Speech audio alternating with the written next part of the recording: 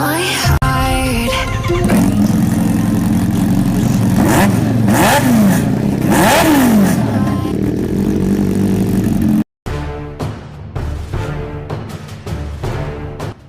Good morning everyone, मेरे channel के एक नए और फ्रेश व्लॉग में आप सभी लोगों का मैं हार्दिक स्वागत करता हूं।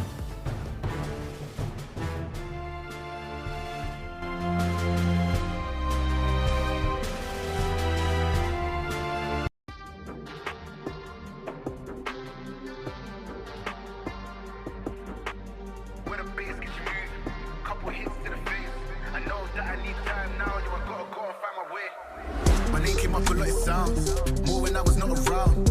Certain people that I know, they ain't no longer about. Unless you heard it from me, then you ain't heard it from me. Got it from me, all the energy extra.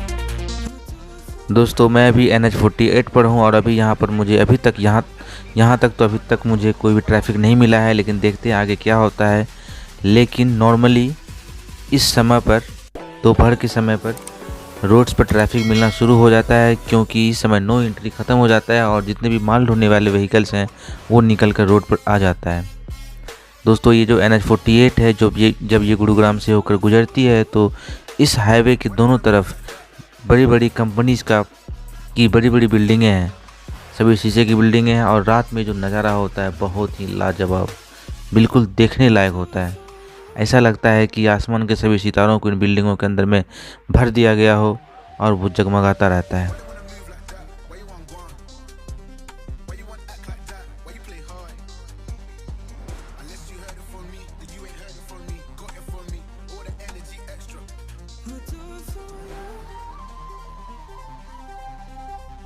दोस्तों, NH48 जो है, ये जो highway है जहाँ पर मैं अभी जा रहा हूँ, ये राइडर्स फर्स्ट चॉइस हाईवे है।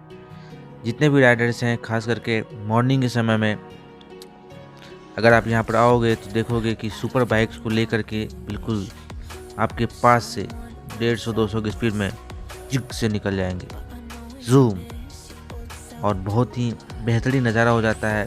बड़ी बड़ी सुपर बाइक्स का जो एग्जॉस्ट साउंड है उससे आपका मन भर जाएगा बिल्कुल, और काफ़ी लंबे दूरी तक सीधे और काफ़ी ज़्यादा चौड़ी 4 लेन 5 लेन की जो है सड़क है, इसके वजह से राइडर्स को काफ़ी ज़्यादा आनंद आता है चलाने में। मेरे पास भी जब एक्सप्रेस था तो मैं भी काफ़ी हाई स्पीड में 120-130 की स्पीड में निकालता था बाइक को। अभी तो स्कूटी है, तो स्कूटी में तो मैक्सिमम का स्पीड 80 है मेरा, तो कुछ पता ही नहीं चलता है कि चल भी रही है गाड़ी या रुकी हुई है।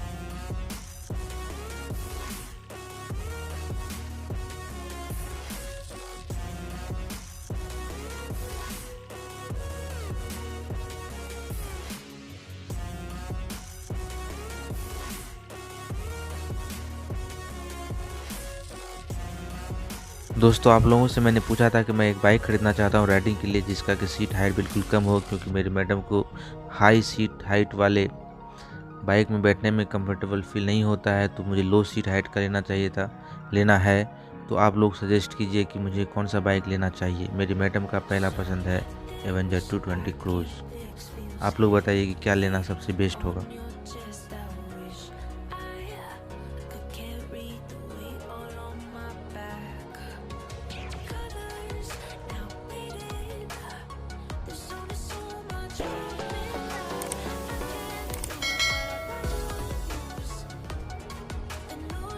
दोस्तों, जब ट्रैफिक नहीं रहता है ना इस रोड पे, क्या ही बताऊँ, बहुत ही ज़्यादा मज़ा आ जाता है राइड करने में, बहुत ही ज़्यादा आनंद आ जाता है। कहीं भी रुकने की ज़रूरत नहीं है, आप जो भी स्पीड मेंटेन कर सकते हो, जितना जो भी कैपेसिटी है आपकी बाइक का, कार का नहीं, कार से इतना हाई स्पीड में चलना सेफ़ नहीं है इस रोड पे, लेकिन हाँ, बाइक का जो भी आपका स्पीड है मैक्सिमम से मैक्सिमम आप मेंटेन कर सकते हो, जो भी है कोई दिक्कत नहीं होगा, क्योंकि सफिशिएंट स्पेस मिलता है आपको आगे निकलने के लिए, ओवरटेक करने के लिए, कट मारने के लिए बिल्कुल सफिशिएंट स्पेस मिलता है और बहुत ही आराम से। मेरे स्कूटी का मैक्सिमम टॉप स्पीड जो है वो 80 है, मैं 80 की स्पीड में आराम से निकल जाता हूँ, कोई प्रॉब्लम नहीं होता है। आप देख ही रहे हो मेरे सामने 4 लेन का रोड है और सफिशिएंट स्पेस है। आपके आगे अगर व्हीकल भी है, कोई दूसरा कार है, ट्रक है, कुछ भी है, आपको पूरा स्पेस मिलेगा राइट से लेफ़्ट से आराम से। लेकिन हाँ, ये है कि आप जब भी आगे बढ़ोगे जब भी कट लोगे तो अपने साइड मिरर में देख लेना कि आपके पीछे कोई गाड़ी तो नहीं है, कोई स्पीड से कोई दूसरी गाड़ी तो नहीं आ रही है। अगर आप नहीं देखोगे, बिना देखे आगे बढ़ोगे तो डर होगा एक्सीडेंट का, और पीछे से कोई गाड़ी आकर आपको धक्का ना मार दे, इस बात का बहुत ही ज़्यादा चांस रहेगा। इसलिए हमेशा साइड मिरर में, पहली बात तो साइड मिरर को हटाएं ना अपने बाइक से, साइड मिरर हमेशा लगा कर रखें और उसमें लेफ़्ट राइट होने से पहले एक बार देख ज़रूर लें कि आपका कट लेना सही है या नहीं सही है, ठीक है ना।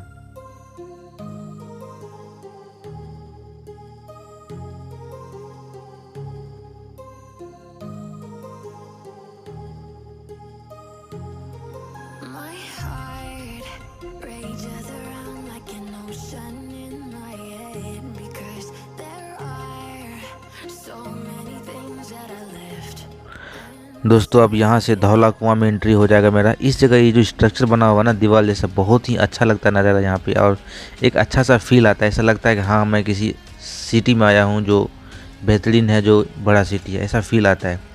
दोस्तों ये धौला कुआं पे मैं आ गया हूँ अभी। अब आगे आपको मेट्रो स्टेशन दिखेगा धौला कुआं का।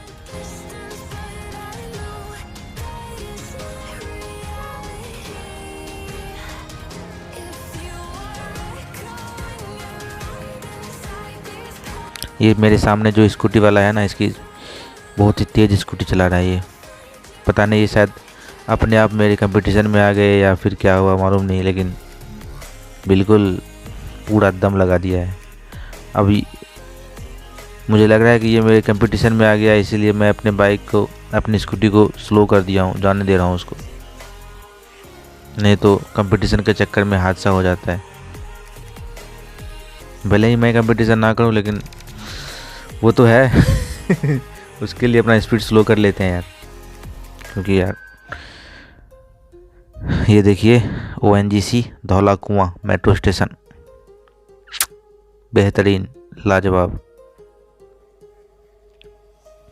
अब आगे से सीधे हम चले जाएंगे इंडिया गेट की तरफ, लेकिन उधर मुझे जाना नहीं है, मैं लेफ़्ट हो जाऊंगा पीतमपुरा की तरफ। अभी मेरी मैडम मायके जा रही है और मैं अपने ससुराल जा रहा हूँ कुछ दिन मेहमानी करके आते हैं। ससुराल वालों को भी मौका देना चाहिए थोड़ा सा सेवा का। आप लोग भी जाइए, अपने ससुराल वालों को मौका दीजिए अपनी सेवा का।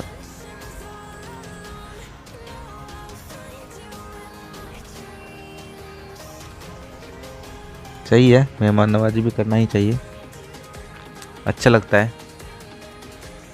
आप लोगों को क्या लगता है, मेहमान नवाजी करना चाहिए या नहीं करना चाहिए, कमेंट करके बताइए।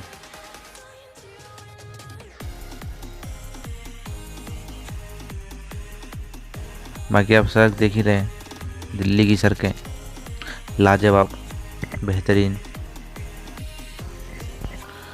अब मैं आ गया हूँ दोस्तों दिल्ली कैंट। अभी ये छावनी है, दिल्ली छावनी मेट्रो स्टेशन। यहाँ के बारे में आपने पहले बहुत सारे वीडियोस देख चुके होंगे कि ये जो है दिल्ली का हॉन्टेड प्लेस है, और रात में यहाँ पर आपके कार के पीछे कोई औरत दौड़ती है। पहले तो लिफ्ट मांगती है, अगर आप लिफ्ट नहीं दोगे तो वो आपके पीछे भागेगी और आपसे तेज़ भाग जाएगी, फिर गायब हो जाएगी। अब तक तो ऐसा कोई न्यूज़ नहीं है कि ऐसा कोई वीडियो नहीं आया, किसी ने ऐसा नहीं कहा है कि कोई नुकसान किया उन्होंने किसी का, लेकिन बस ये है कि हाँ कार के पीछे भागती है, आगे जाती है, दौड़ के आगे चली जाती है कार के। आप कार कितना भी तेज़ भगाओ वो आपसे आगे चली जाएगी, फिर गायब हो जाएगी सफ़ेद साड़ी में। देख लो वीडियो आप यूट्यूब में सर्च करके, दिल्ली कैंट के बारे में आपको पता चल जाएगा।